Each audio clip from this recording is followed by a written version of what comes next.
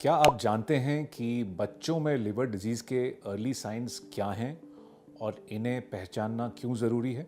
आइए आज विस्तार में बात करें इस इम्पॉर्टेंट टॉपिक के बारे में, जिसमें हम ये समझेंगे कि बच्चों में शुरुआती लक्षणों को कैसे पहचाना जाए और उनके सेहत को और भविष्य को कैसे सुरक्षित रखा जाए।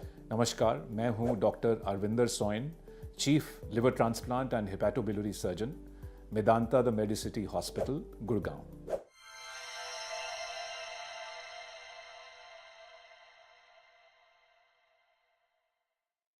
बच्चों में लिवर डिजीज का पहला ऐसा लक्षण है जॉन्डिस।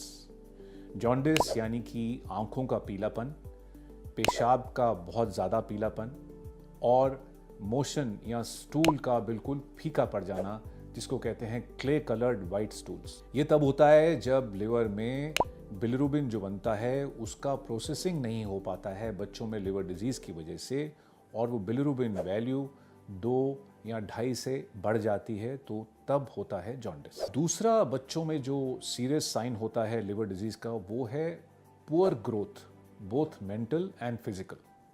तो बच्चों में जब क्रॉनिक लिवर डिजीज़ होती है, यानी कि लंबे अरसे से लिवर डिजीज़ चल रही होती है, यूजुअली पैदा होने के कुछ हफ्ते या कुछ महीनों बाद से, तो उनकी डेवलपमेंट पे फ़र्क पड़ता है। उनके माइलस्टोन्स स्लो हो जाते हैं। माइलस्टोन्स होते हैं जैसे पेरेंट्स को पहचान पाना, क्रॉलिंग करना, वॉकिंग करना, बोलना, तो ये माइलस्टोन्स डिले हो जाते हैं। उनकी फ़िज़िकल डेवलपमेंट में फ़र्क आता है, यानी कि उनकी हड्डियों की ग्रोथ में, उनकी हाइट में फ़र्क पड़ जाता है। और जब बहुत एडवांस लिवर डिजीज़ होती है तो उनकी मेंटल कैपेसिटी में भी फ़र्क आ सकता है।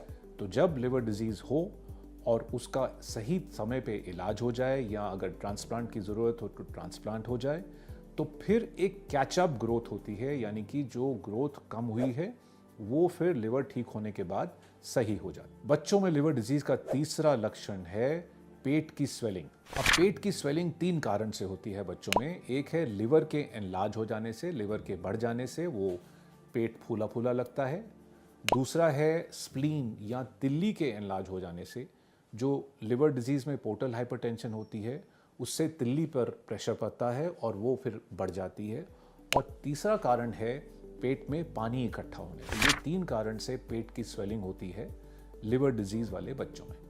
बच्चों में लिवर डिजीज़ का एक इम्पॉर्टेंट जो चौथा सिम्टम हम बताएंगे वो है खारिश होना, इचिंग होना, जिसको मेडिकल टर्म्स में प्लूराइटिस बोलते हैं। वो इसलिए होता है क्योंकि बच्चों में लिवर डिजीज़ और जॉन्डिस आने से बाइल सॉल्ट्स पूरे स्किन में, बॉडी में, सब जगह इकट्ठे हो जाते हैं और फिर बहुत इचिंग होती है, खारिश होती है।